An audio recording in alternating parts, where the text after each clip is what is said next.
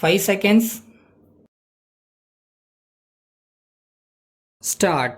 மாண்புமிகு துணைத் தலைவர் அவர்களே, விவசாயத்துறை மற்றும் மீன்வளத்துறை ஆகியவை குறித்த மானிய கோரிக்கைகள் அவையின் முன்பு விவாதத்தில் இருக்கின்றன. நமது நாடு ஒரு விவசாய நாடு என்பது இங்கு உள்ள எல்லோருக்கும் தெரியும். ஆகவே நமது அரசு எந்த அளவுக்கு விவசாய மக்களுக்கு சேவை செய்கிறதோ அந்த அளவுக்கு நமது நாடு விவசாய முன்னேற்றம் அடைகிறது.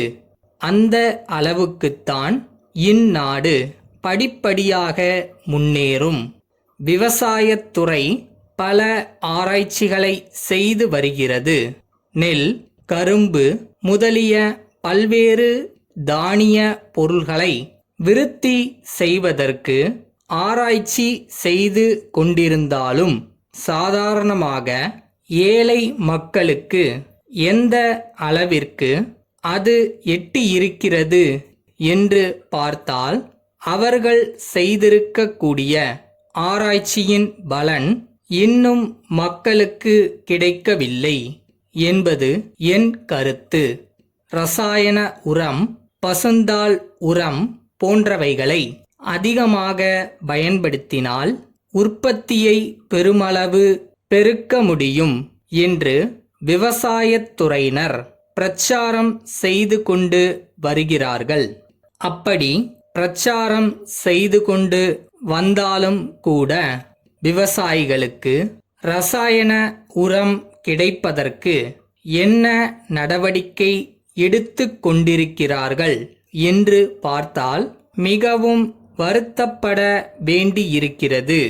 கடந்த ஆண்டில் உர விநியோகம் குறித்து அரசு ஒரு புதிய முறையை கையாண்டது.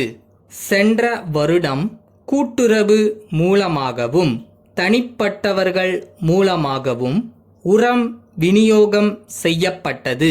அதனால் எவ்வளவோ சிரமங்கள் ஏற்பட்டன.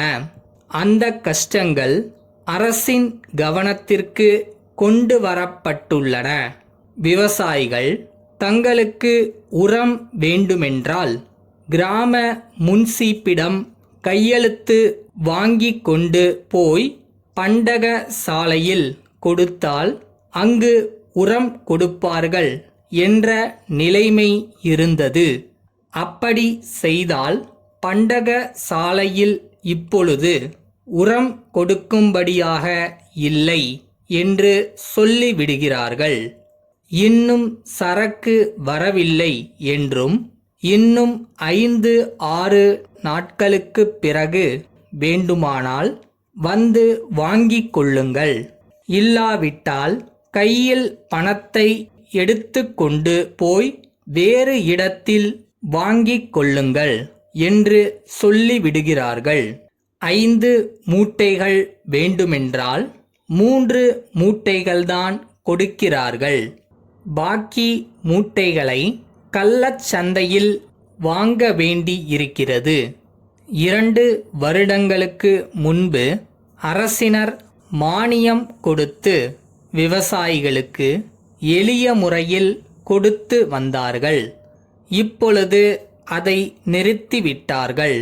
உரத்தை அதிகமாக பயன்படுத்தி உற்பத்தியை பெருக்க வேண்டுமென்று பிரச்சாரம் செய்து கொண்டிருப்பதால் பயன் இல்லை. விவசாயிகளுக்கு போதிய உரம் கொடுக்கப்பட வேண்டும். காலம் தவறி உரம் கொடுப்பதால் விவசாயிகளுக்கு நன்மை ஏற்படாது. இனி அடுத்த வருடம் தண்ணீர் வந்த பிறகுதான் உரம் தேவை. அதற்குள் மாற்று ஏற்பாடு செய்ய வேண்டும். எங்கள் தாலுகாவில் ஒரு கூட்டுறவு மீன் பண்ணை இருக்கிறது.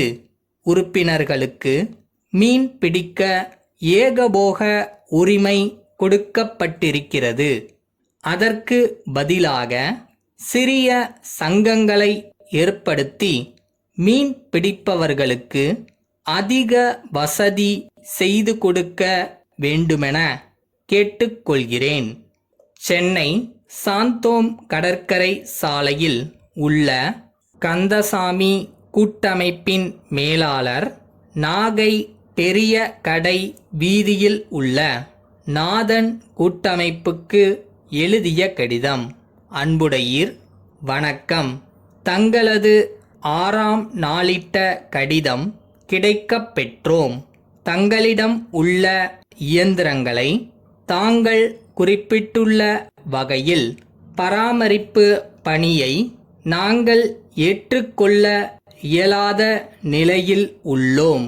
ஆனால் நாங்கள் ஏற்கனவே குறிப்பிட்டிருந்த ஒப்பந்தப்படி குறைந்த செலவில் பராமரிப்பு பணிகளை நாங்கள் ஏற்றுக்கொள்ள தயாராய் உள்ளோம்.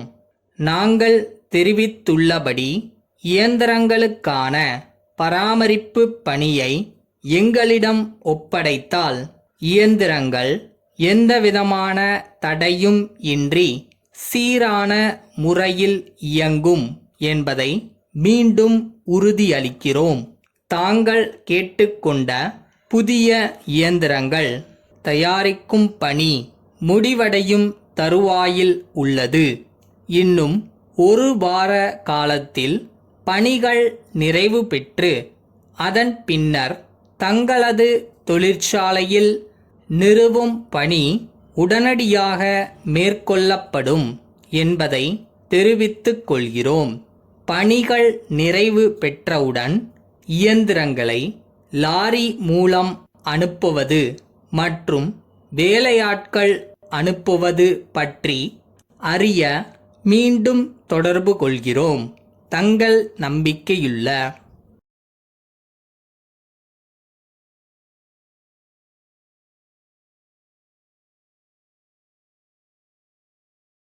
நீ போகிற பாதை எவ்வளோ கஷ்டமாக வேணா இருக்கட்டும், ஆனால் நீ யாருன்னு மறந்துடாத. எதுக்கு இதை ஆரம்பிச்சேன்னு மறந்துடாத.